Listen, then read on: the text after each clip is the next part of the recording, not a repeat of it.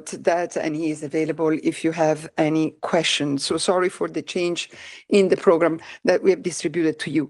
So we will go straight now to our guests, and I'll start with the World Food Program. We have online Lenny Kinsley, who is the World Food Program Communications Officer in Sudan. Mrs. Kinsley is speaking from Nairobi, and she is going to brief us on the first food aid in months which reached Darfur. So I'll give her the floor, and then we will open the floor to questions. Mrs. Kinsley.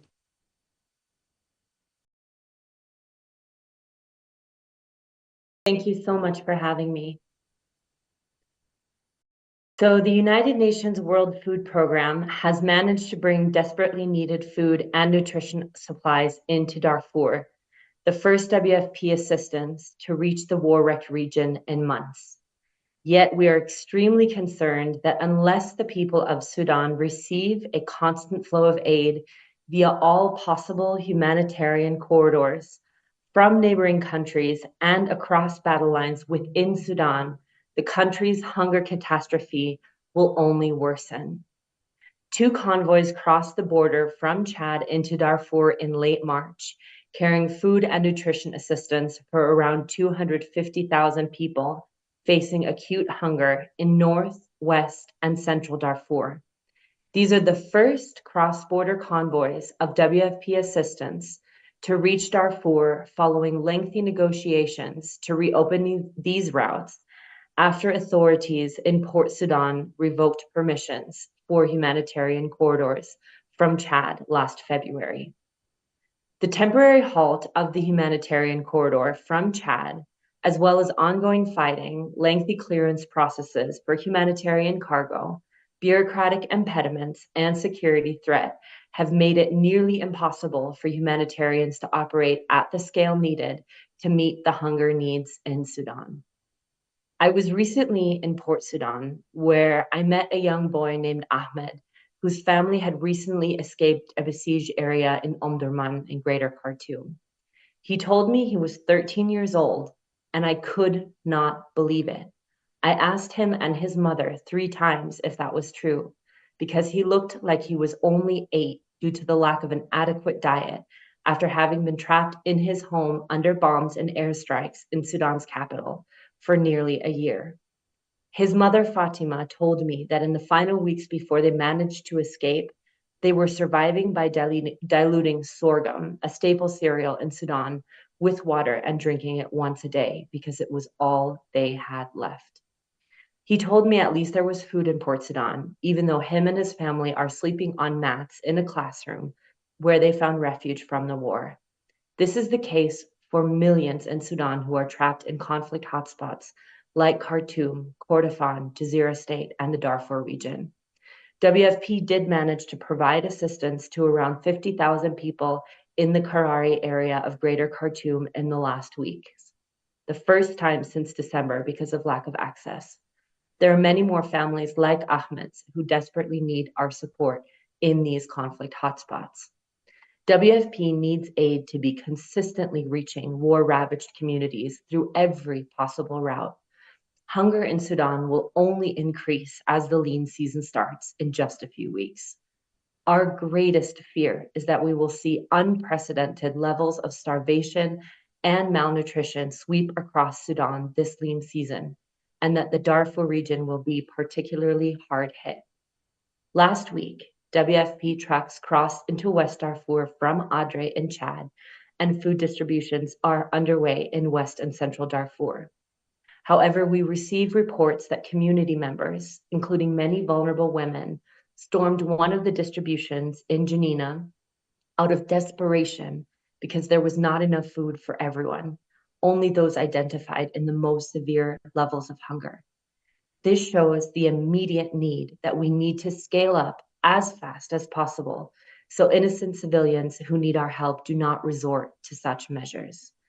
But WFP has no clarity as to when the next aid convoy can travel via the route from Adre to West Darfur, which is vital if the humanitarian community stands a chance of preventing widespread starvation there.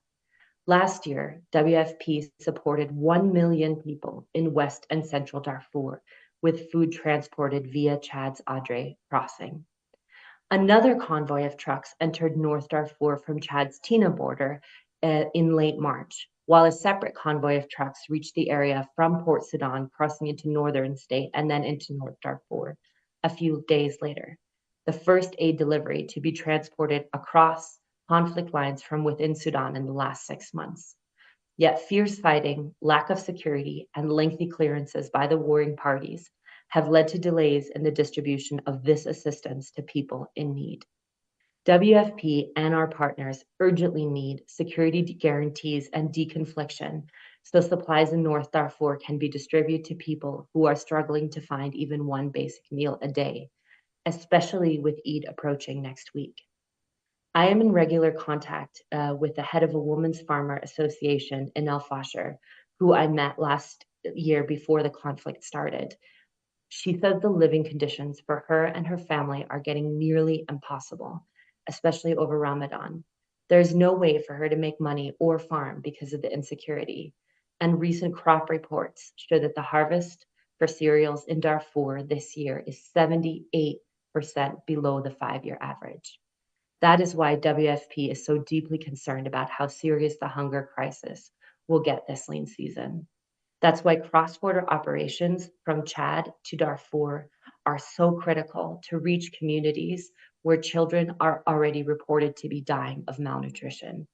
All corridors to transport food must remain open, particularly the one from Adre in Chad to West Darfur, where levels of hunger are alarming, and the delivery of aid into other parts of Darfur via the Tina border crossing or across conflict lines from within Sudan must become quicker and easier. Last month, WFP's executive director warned that the war in Sudan risks triggering the world's worst hunger crisis unless families in Sudan and those who have fled to South Sudan and Chad receive desperately needed food assistance. This requires unfettered access, faster clearances process, and funds to deliver a humanitarian response that meets the huge needs of civilians impacted by this devastating war in Sudan. Thank you very much. Thank you. Thank you very much, Mrs. Kinsley. I'll open now the floor to questions. First of all, I know that Lisa is going to say this, so I'm going to say it for all the journalists. If it's possible for Ishita to distribute your notes as soon as possible, please. So Lisa Schlein, Voice of America. Thanks, Alessandra. You've got my number. Good morning, Ms. Kenzie. Yeah. First, could you tell me what changed that you were able actually to deliver aid after months to Darfur? And you seem to be in doubt that this will happen again, that this might be a one-off for quite a while, which would, of course, be very unfortunate. And are you in constant contact with with members of the Sudanese army and so forth in order to get aid into the other parts of Sudan? Let's see. When will the lean season actually begin? You said, I think, in several weeks and so forth. And then I see that Christian Lindemeyer of WHO is on the line. Maybe he can talk about the critical health situation in Sudan, sort of add to that, and anyone else who might have something to add. Thank you. Lisa, thank you very much. In fact, we have Margaret in the room and Christian on the line. But I'll start by asking Mrs. Kinsley to answer, and then maybe one of the colleagues of WHO can give us an update on the health situation in the country. So thanks so much, Lisa, for your question. So first, your question, how was this possible? So a little bit of background. In February, the authorities in Port Sudan revoked permissions to transport aid via Adre border in Chad to West Darfur. And for some context, West Darfur is largely controlled by the paramilitary rapid support forces. So they revoked those permissions, and through that specific border last year, we had reached 1 million people. Then there were ongoing negotiations on behalf of the humanitarian community between the humanitarian coordinator in Port Sudan and the Sudanese armed forces and the authorities in Port Sudan to basically reopen these cross-border corridors. The authorities agreed to open a new corridor from Tina in Chad, which crosses into North Darfur. So it's much further north, and that route to get into El Fasher, North Darfur's capital, is much lengthy and much more challenging because there's so many different armed actors along that route. And so then authorities also, on a provisional basis, granted access to move food from Adre into Chad, basically considering that aid agencies, including WFP, had already pre-positioned food there. And now there is a lack of clarity whether we will be able to continue and regularly use the cross-border from Adre into West Darfur, which is so critical because West Darfur is among the most food insecure areas in Sudan, especially Janina, and historically has been over the last 4 to 5 years, is where we see the highest levels of hunger in the lean season. And so if we aren't able to use that specific corridor and continue to use it and scale up via that corridor, that is what we are most concerned about, is what is going to happen to the people of West Darfur who are bearing the brunt of this conflict, who are in an unimaginable situation. So that's to your first question on how kind of the background of how this, let's say, somewhat of a breakthrough in access happened into the Darfurs via these cross borders. Then you were asking when the lean season starts. So typically in Sudan, the lean season is from May until September. And sometimes in certain areas it starts sooner or later, sometimes not until June. But this year we're extremely concerned that it's going to start even sooner, maybe even in the next week or so, because the crop production was so much lower.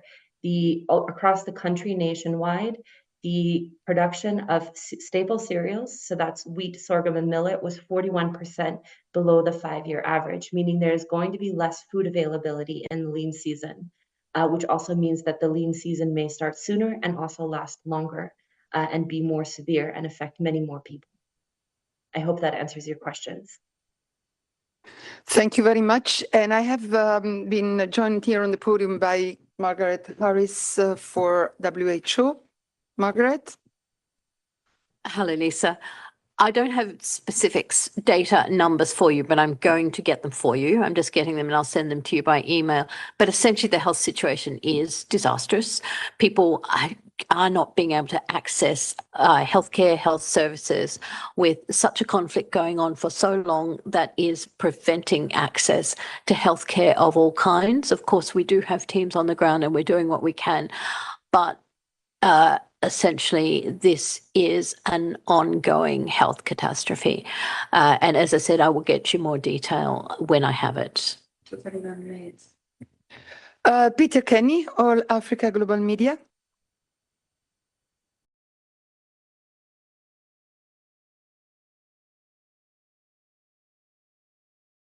Peter, can you unmute yourself, please?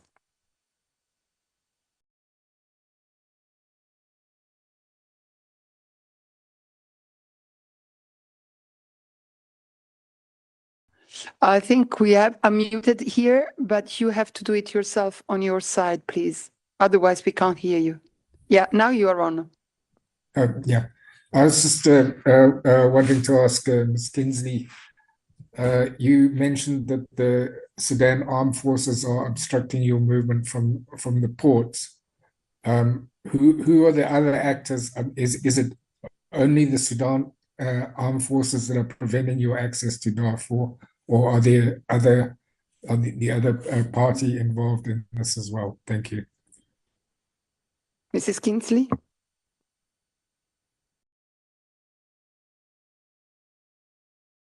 Thank you. Sorry, it just took a second to unmute. I hope you can hear me now. So it's both parties to the conflict that have been interfering with access to the Darfurs, and especially what has been difficult is the cross-line access across battle zones. So if you're looking at Sudan, the east is in control of the Sudanese armed forces, and let's say very broadly, the west is largely in big parts of the Darfur in control of the rapid support forces. So getting the clearances to move assistance from one area of control to another for both sides has been extremely challenging. There's a lot of politicization of aid and accusations and propaganda on either side of how aid is being used. And so that's what makes it really, really difficult. Just one clarification, the Sudanese armed forces or the authorities in Port Sudan had revoked permissions for cross-border from Chad into Darfur, not from Port Sudan, just to be a bit more specific on that one. Thank you. I see Lisa has a follow-up. Yeah, to you, Margaret. Sorry if I'm putting you on the spot for this. I heard an interview with Rick Brennan earlier, and he referred to the situation in Sudan as catastrophic. What hit me about that was he said that this was sort of the first time, or very rarely does he refer to any situation as catastrophic. So what, in your opinion, makes this situation so acute, so catastrophic? Good question. And in fact, I've got our public health situation analysis, which just came out, so I can give you a lot more detail. Humanitarian needs across Sudan are at record highs, with 24.8 million people, or every second person. So how catastrophic is that?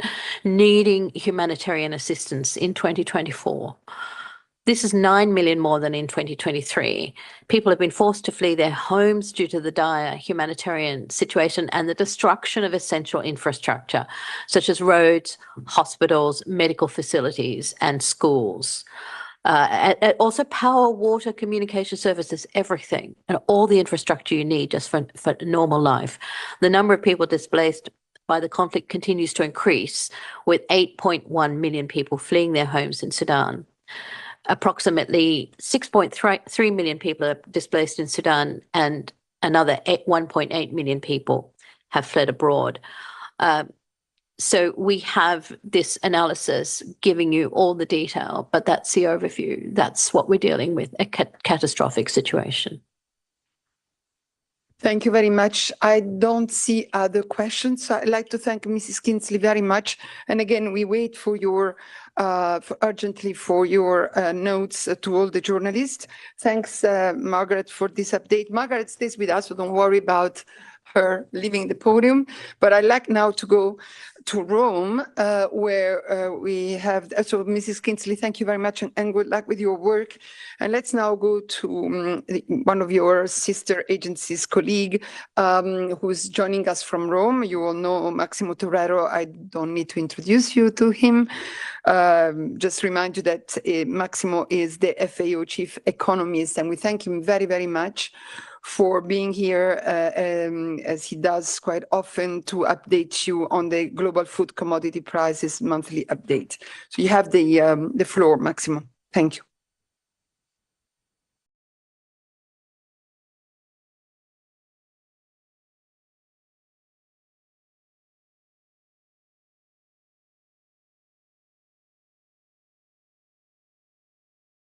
I see Massimo is on the line, but I can't hear you.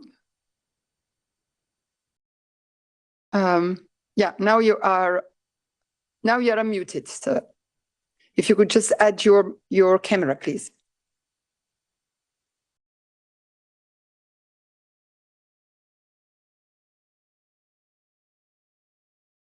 Just one more moment, because now we have the audio. Just waiting for the... Actually, it is unmuted on our side. So I'm looking at my colleague in the régie.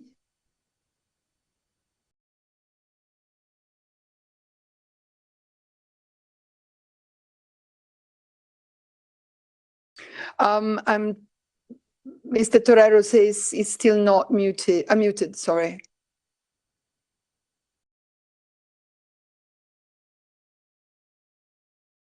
He says the machine doesn't let him unmute. We are trying to get you, sir.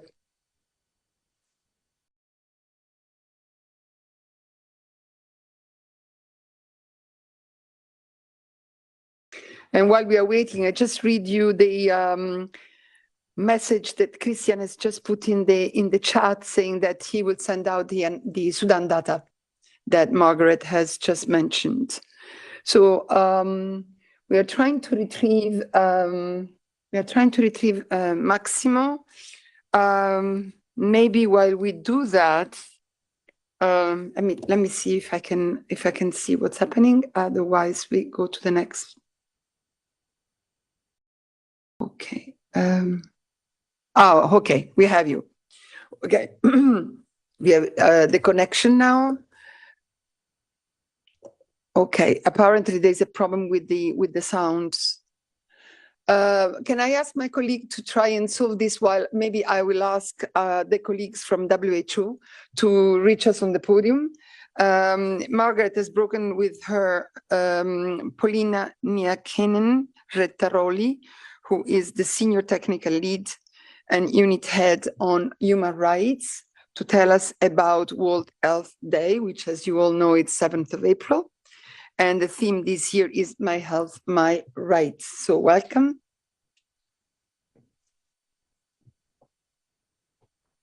Yeah, as you please. So you want to start with your comments, or Margaret? So as you know, I'm sure, April 7 is our birthday. It's the day we celebrate as World Health Day because it's the day that the WHO Constitution came in. And this year, very importantly, we've selected the theme, My Health, My Right, because it's poorly understood that health is a right, not a privilege. I'd also like to, I've got a couple of announcements. Should I mention them now or just go into Lena? Maybe we start with Lena and then please go ahead. And I see that Mr. Torero is also online. So we keep you there, Maximo, and we finish with the colleagues from WHO. Please. Thank you very much, and good morning, everyone. So for World Health Day this year, WHO is placing a spotlight on the right to health. WHO Constitution was in fact the first international instrument that recognized health as a right. And today, all WHO member states have ratified at least one international treaty that guarantees the right to health. This means that every human being on this planet has the right to health, and every country in the world has an obligation to realize it. Despite this, the right to health is often unrealized or under threat. In 2021, 4.5 billion people, and that's more than half of the world's population, were not covered by essential health services. About 2 billion people faced financial hardship due to health costs. The situation has been worsening rather than improving over the last 2 decades. Progress is possible where there is political will. Since 2000, 42 countries have succeeded in improving both health service coverage and protection against catastrophic health spending. On this World Health Day, WHO is calling for an additional annual investment of between 200 and 328,000 billion US dollars to scale up primary healthcare in low and middle income countries. And financial barriers are not the only barrier to the realization of the right to health. Groups that are marginalized and discriminated against face many barriers and obstacles in accessing health services. WHO is therefore calling for health services to be available, accessible for everyone, everywhere, without any discrimination. We also call for meaningful involvement of individuals and communities in decision-making around health. Fully realizing the right to health also means improving the conditions that allow people to live healthy lives. Actions are therefore needed across all sectors of society to address the causes of ill health. WHO is calling on governments to make every law and policy count for the right to health. This means taxing tobacco, sugar, and alcohol, eliminating trans fats, stopping fossil fuel subsidies, ensuring worker rights for health and care workers, prohibiting all forms of discrimination, and ensuring access to social protection. Recently, we have seen attacks on health facilities and on health and aid workers in conflict settings. This is not acceptable. Health workers, facilities, and supplies are protected under international humanitarian law. They must never be attacked, and they must never be used for military purposes. Access to medical services must be ensured even during war and conflict. WHO is calling for the safeguarding of the right to health and for the protection of health and humanitarian workers and facilities in war and conflict, in line with international humanitarian and human rights law. But attacks on healthcare is only one of the most flagrant examples of the violations of the right to health. Even in countries that are not in war, too many people lose their lives or are pushed into poverty because they cannot access timely and affordable healthcare. This has to change. On this World Health Day, WHO is raising awareness so that people know their rights in the context of health and can advocate for these rights for themselves and for others. Thank you. Thank you. Sorry, thank you very much. And I'll open the floor to questions, if any. Let me go up on the platform. Sorry, don't see any hand up. So thank you very much for this update on this very, very important day. And before you go, maybe Margaret, you wanted to add something on announcements, and then we will go to FAO. Just a couple of announcements. We've got an embargoed press release on the hepatitis report. There's a embargoed press conference that you're invited to this afternoon, but also we're just giving to the Palais the embargoed press release as well. That should come to your inboxes about 11:30 this morning.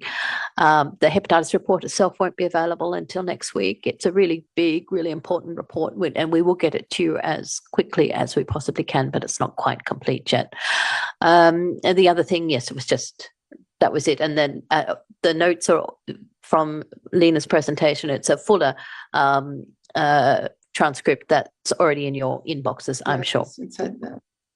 Yeah, thank you very much. And so thanks again for the update, Mrs.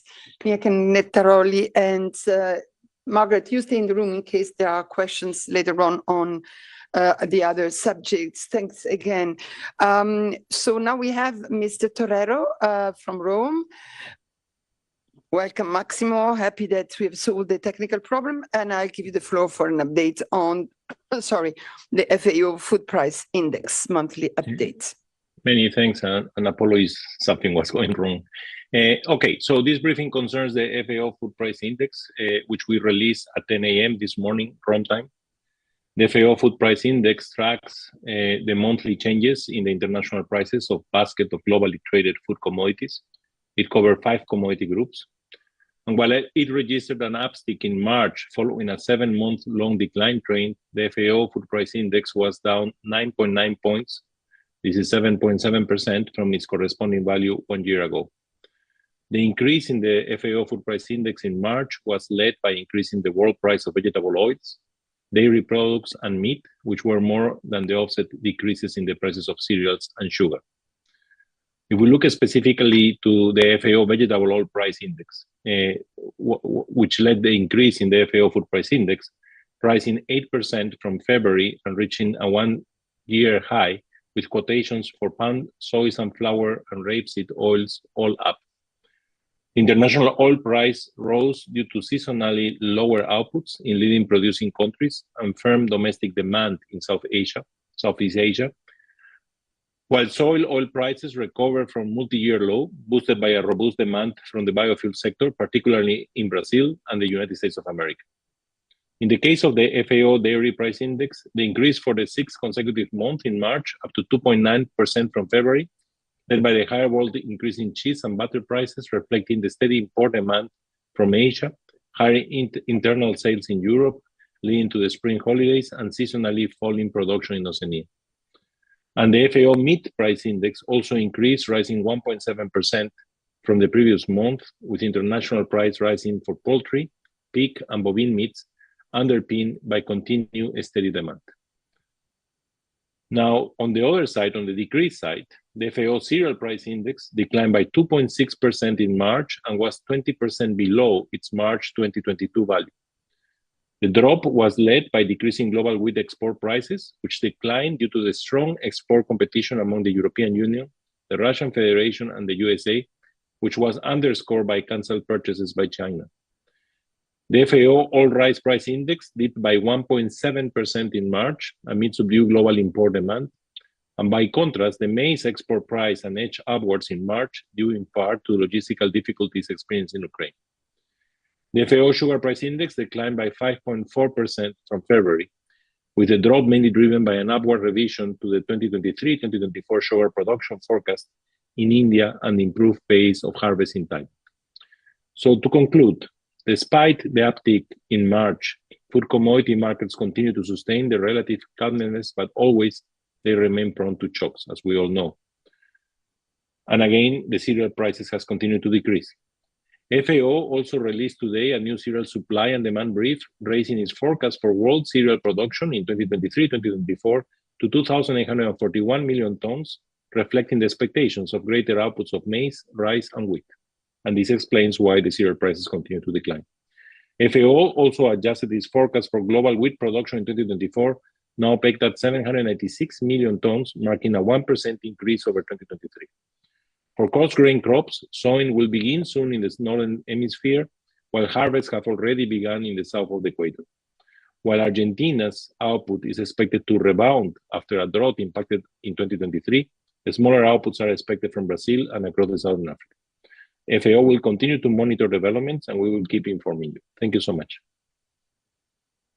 Thank you very much, Maximo. And of course, I'm opening now the floor to question if there is any on this important update.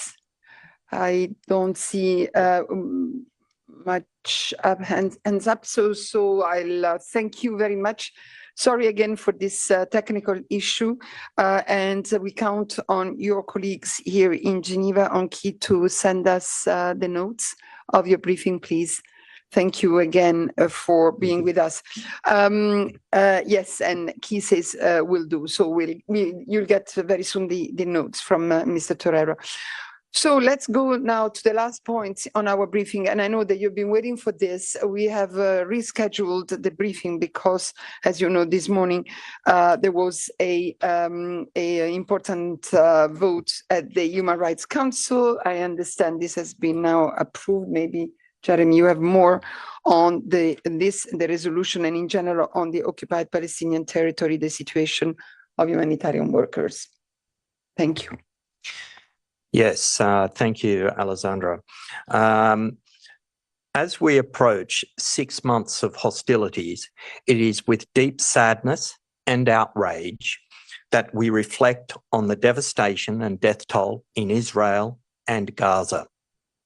Over 33,000 Palestinians, mostly women and children, are dead.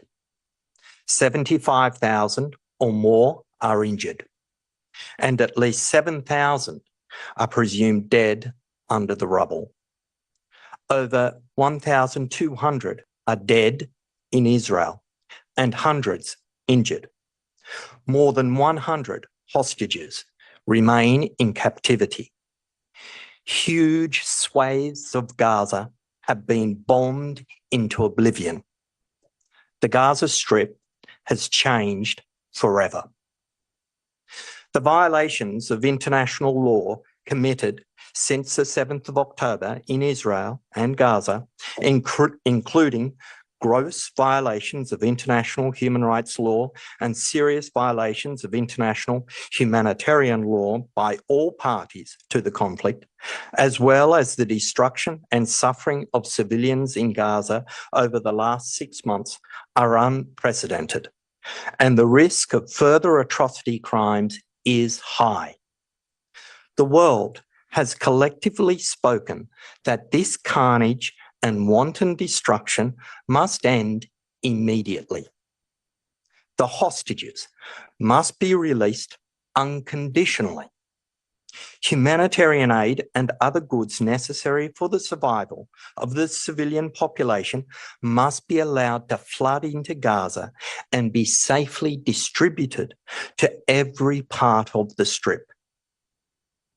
Also, the High Commissioner stresses again that there must be accountability for the serious violations of international human rights and humanitarian law that have been perpetrated, as well as a renewed resolve to reach a political solution to ensure Palestinians' rights to self-determination, equality and non-discrimination, and which guarantees that Palestinians and the Israelis can live side by side in peace. The occupation must end. This should not be just rhetoric, but action is needed now. This week, the world was shocked by Israel's killing of 7 people working for World Central Kitchen. So far, nearly 200 humanitarian workers have been killed in Gaza, including close to 180 UN staff. The Israeli airstrikes that killed World Central Kitchen personnel underline the horrific conditions under which humanitarian workers are operating in Gaza. Israel has also killed law enforcement officials and others involved in securing humanitarian aid delivery, directly contributing to the breakdown of civil order and putting humanitarian workers and those in need of aid in further danger. Following these latest attacks, NGOs, including World Central Kitchen and ANIRA, have suspended aid delivery and distribution to Palestinians in Gaza, increasing the already risk of more deaths from famine and disease at larger scale. International law requires all parties to respect and protect humanitarian relief personnel and ensure their safety, security, and freedom of movement. Israel, as the occupying power, has the additional obligation to ensure, to the fullest extent possible, that the basic needs of the population of Gaza are met. This means that it must ensure the provision of food and medical care to the population commensurate with its needs, and if it is unable to do so, it must facilitate the work of humanitarian organisations to deliver that assistance and the access of the population to it in a safe and dignified manner. Attacking people or objects involved in humanitarian assistance may amount to a war crime. As the High Commissioner has repeatedly stated, impunity must end. Independent, thorough and effective investigations into all alleged violations of international human rights and humanitarian law committed on the 7th of October and subsequently need to be conducted promptly. The High Commissioner reiterates his call on all duty bearers to ensure cooperation with international mechanisms, including the International Criminal Court. All victims and their families should be granted full reparation. Thank you very much. Sorry. Thank you very much, Jeremy. And that gives me the occasion to inform you that today at 11 a.m. New York time, which it should be 5 o'clock if I'm not wrong here, the Secretary General will talk to you, or to the press in New York and elsewhere ahead of the 6 months mark since the horrific attacks of Hamas and other against Israel of the 7th of October and the start of the Israeli military operations that, as we know, we have repeatedly condemned towards the Palestinian, as a collective punishment of the Palestinian people, and as we have heard now from Jeremy. So connect yourself at 5 o'clock with on UN Web TV to listen to the statement, to the stakeout of the Secretary General on this 6 months mark. I'll open the floor to question, and I see Rianovosti. Yuri, you have the floor. Yes, thank you, Alexandra, and thank you, Jeremy. Sorry, because as all of the journalists, I was in the Council of the Human Rights, where a resolution was voted by the states. And in the resolution, it is said that Israel have to let your office and the Commission of Inquiry to go to the territory for accountability, as you told just now, and we had after that a stakeout with the Israeli ambassador, and I asked her a question about the access for your office and for the Commission of Inquiry. She said that nothing will change in their position, so that means that it seems that you will not have access to these territories. So what are the next steps for your office for the accountability? Because as we all understand, without access, you couldn't make any investigations to say who is accountability for what. So what are the next steps for your office on that? Two answers to that. The first is our position is unchanged. We'll continue to press the Israeli authorities for full access. The High Commissioner has communicated this expressly with the Israelis on a number of occasions, and will continue to do so. That's our work. We work at the United Nations and we engage with states. We'll proceed with that strategy. Nothing changes. With respect to the work that we are still carrying on with our work. We're doing it remotely. We have a considerable amount of staff in the region who are working day and night on this. Albeit not necessarily from Gaza. We have had access to Gaza on a couple of occasions over the past 6 months, but with just one person going in. So there's limited access for sure. But for us to do our work thoroughly and to the best of our ability, we need access. But we will continue. We don't stop. We'll continue. Go ahead. Sure. And the last one about, one more time, this resolution. In the resolution, there is a call to your office saying that your office have to send more people and allowing more resources to this conflict. We all know that there is a problem of financing in the UN. Is this something possible for your office to send more people, or is this, are you now in the limit of what you can do? To be honest with you, it's too early. I wouldn't be in a position to make a comment on that. Listen, we would like to send more people. Simple as that. Yes, there are issues of finances. Let's see. Let me inform you that I've just been told that the stakeout of the Secretary General has now been moved to 9:30 New York time, so it's 3:30 in Geneva. And as I said, you can follow it on UN Web TV. There is a live schedule available with the link. Any other question to Jeremy on this particular matter? I don't see. Yes, there is a question from EFE.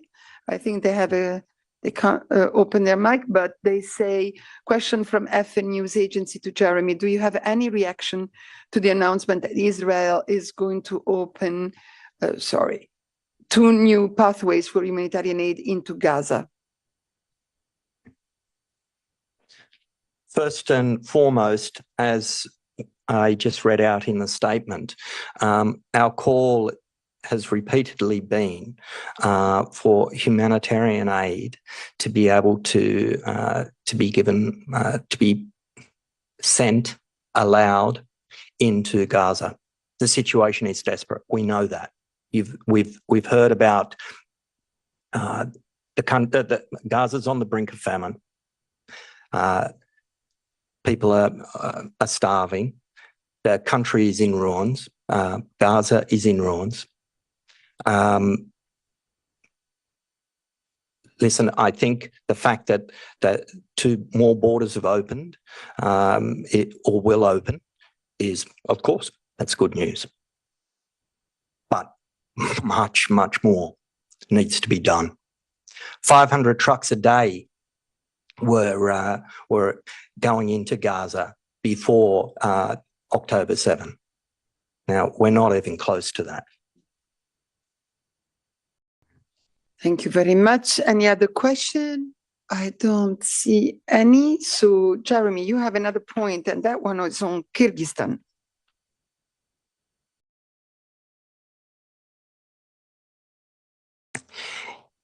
Yes, thanks again, Alessandra.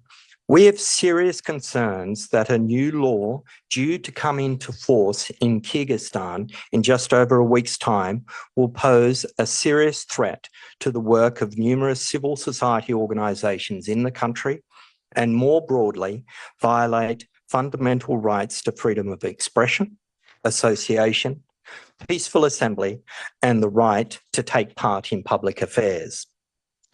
Earlier this week, President Sadir Japarov signed into law the Foreign Representatives Bill. This grants the authorities extensive oversight of non-commercial organisations and stipulates that NGOs engaging in what are broadly termed political activities and receiving foreign funding must register as foreign representatives. Failure to do so could result in their operations being suspended for up to 6 months and possibly forced liquidation. The majority of NGOs actively operating in Kyrgyzstan receive grants, including from international organisations and foreign donors. We are concerned that many of the affected NGOs could feel compelled to close to avoid being stigmatised as foreign representatives, exposed to arbitrary checks by the authorities, and having to pay for annual audits. Those that choose to be registered as foreign representatives could end up having to self-censor. This, in turn, would lead to legitimate public advocacy, human rights monitoring and reporting, and discussion of matters of public interest being seriously stifled. We call on the authorities to repeal the new law and ensure all future legislation fully respects international human rights law and standards. We also urge the authorities to engage in meaningful consultations with all relevant stakeholders, including civil society organisations and human rights defenders in this regard. Thank you very much, Jeremy.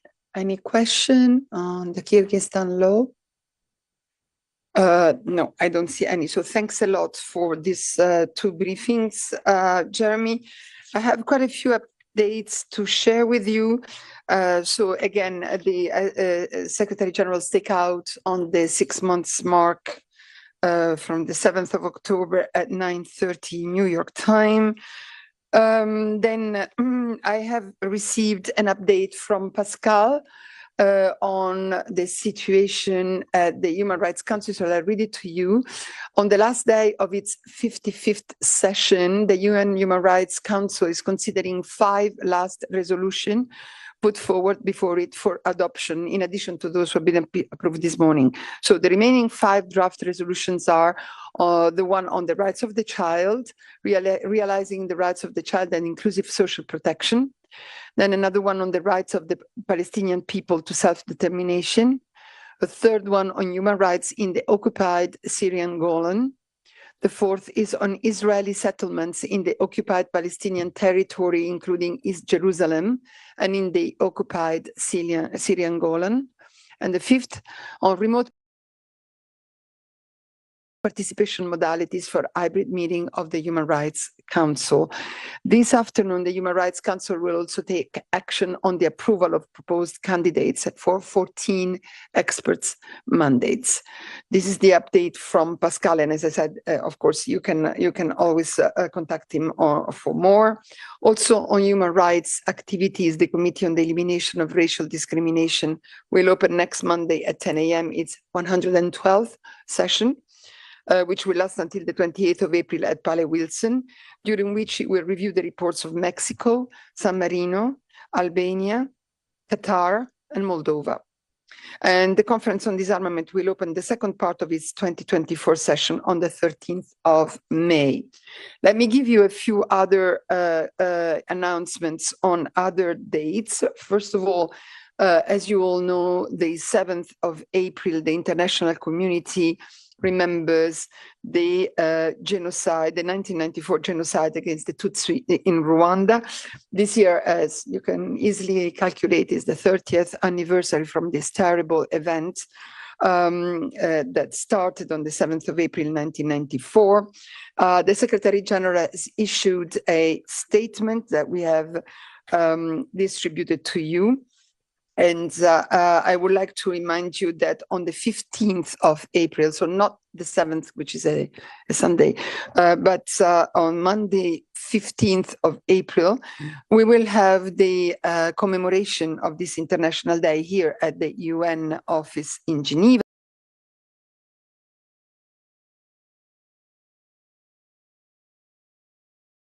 At 10 o'clock, which is organized by the permanent mission. And then at 4 o'clock here in the Palais in room 20, we will hold a commemoration ceremony that will be attended, and we'll see speeches from our Director General, of course, the message of Antonio Guterres, our Secretary General, and then we will have a statement by High Commissioner for Human Rights Turk, and then we will have remarks from by the President of the Association of Genocide Survivors, Ibuka, and testimony by a survivor. We will have some artists from Rwanda, and the ambassador and permanent representative of Rwanda will conclude with his own remarks. So again, 15th of April, we will wait for you in room 20. Other announcements on the 9th of April, so that is Tuesday, coming Tuesday, we are pleased to inform you that we will start exceptionally the UN Geneva press briefing at 10 a.m. instead of 10:30 as we usually do. And that will be because we will have with us the Secretary General of UNCTAD in person here. She will participate in our briefing as a prequel. She will address the first ever UNCTAD rebranding in the run-up to the UNCTAD anniversary, the 60th anniversary, which will be celebrated in June here at the Palais des Nations. So we are very happy to have Mrs. Greenspan here in person at 10 a.m. on Tuesday. We start the briefing a little bit earlier. I would like also to announce that, and a note to correspondent about this participation of Mrs. Greenspan is being sent to you by Solange in the next few minutes.